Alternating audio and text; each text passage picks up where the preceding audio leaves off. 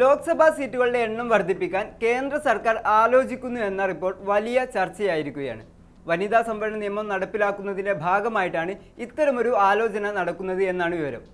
ഓരോ സംസ്ഥാനത്തിനുമുള്ള നിലവിലെ സീറ്റുകളുടെ അനുപാതം നിലനിർത്തിക്കൊണ്ട് തന്നെ അംഗസംഖ്യ വർദ്ധിപ്പിക്കാനാണ് നീക്കം. അങ്ങനെയെങ്കിൽ എന്തു മാറ്റമാകും സീറ്റുകളുടെ എണ്ണത്തിൽ ഉണ്ടാവുക? പരിശോധിക്കാം. സ്വാഗതം ഇൻഡെപ്തിലേക്ക്.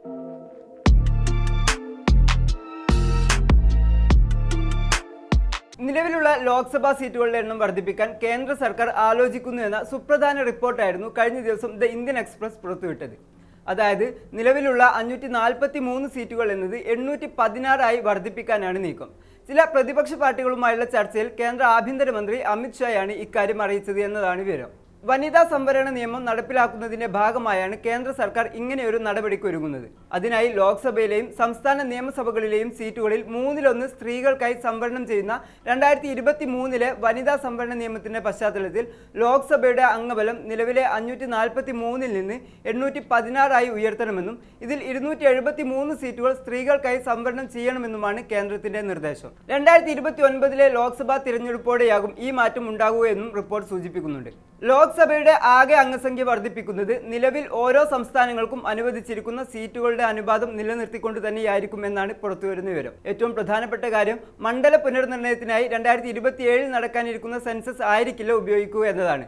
പകരം 2011 സെൻസസിന്റെ അടിസ്ഥാനത്തിൽ മണ്ഡല പുനർനിർണയം നടത്തി സീറ്റുകൾ വർദ്ധിപ്പിക്കാനാണ് നീക്കം. 2023 വനിതാ സംവരണ ബിൽ അനുസരിച്ച് വരാനിരിക്കുന്ന സെൻസസിന് ശേഷം നടക്കുന്ന ഡീലിമിറ്റേഷനും ശേഷമായിരിക്കും വനിതാ സംവരണം നടപ്പാക്കാനിരിക്കുന്നത്. ഇത് വനിതാ സംവരണം നടപ്പാക്കാതെ നീട്ടിക്കൊണ്ടു പോകാനാണ് എന്ന് അന്നു തന്നെ വലിയ ആരോപണങ്ങൾ ഉയർന്നിരുന്നു. അങ്ങനെയിരിക്കെയാണ് കേന്ദ്ര സർക്കാർ ഇപ്പോൾ ഒരു മാറ്റത്തിനൊരുങ്ങുന്നത്. ഇനി അങ്ങനെ സീറ്റ് വർദ്ധിപ്പിക്കുകയാണെങ്കിൽ ഏറ്റവും അധികം സീറ്റുകൾ കിട്ടുന്നത് ആർക്കൊക്കെയാണെന്ന് നോക്കാം. പട്ടികയിൽ ഒന്നാമതുള്ളത് സ്വാഭാവികമായും ഉത്തർപ്രദേശ് തന്നെയാണ്. നിലവിലെ 80 നിന്ന് 120 ലോക്സഭാ സീറ്റുകൾ എന്ന നിലയിലേക്കാവും യുപിയുടെ സീറ്റ് നില മാറുക. അതിൽ 40 എണ്ണം സ്ത്രീകൾക്കായി സംവരണം ചെയ്യപ്പെടുകയും ചെയ്യും. അതുപോലെ മഹാരാഷ്ട്രയുടെ സീറ്റുകളുടെ എണ്ണം 48 നിന്ന് 72 സീറ്റുകളിലേക്ക് ഉയരും. അതിന്റെ 1/3 അതായത് 24 സീറ്റുകൾ സ്ത്രീകൾക്ക് ലഭിക്കും. കേരളത്തിന്റെ കാര്യമെടുത്താൽ ഏകദേശം 50% സീറ്റ് വർധന ഉണ്ടാകാനാണ് സാധ്യത. നിലവിൽ 20 എന്നുള്ളത് 30 ആയി വർദ്ധിക്കും. അതേസമയം ഇങ്ങനെയൊരു മാറ്റത്തിന് 2 നിയമ ഭേദഗതികൾ അനിവാര്യമാണ് എന്നാണ് വിദഗ്ധർ പറയുന്നത്. അതിനാകട്ടെ ഇരു സഭകളിലും 3/2 പിന്തുണയും ആവശ്യമായി വരും. ഭരണകക്ഷിയായ NDAക്ക് നിലവിൽ അതിനുള്ള ഭൂരിപക്ഷമില്ലെങ്കിലും ഏപ്രിൽ 4 അവസാനിക്കുന്ന ബജറ്റ് സമ്മേളനത്തിൽ തന്നെ ഈ ബില്ലുകൾ കൊണ്ടുവരാനാണ് ആലോചനകൾ നടക്കുന്നത്. ഈ നീക്കം പാളിയാൽ വനിതാ സംവരണവുമായി ബന്ധപ്പെട്ട് പ്രത്യേക സമ്മേളനം വിളിക്കാനും കേന്ദ്ര സർക്കാർ നീക്കം നടത്തുന്നുണ്ട്.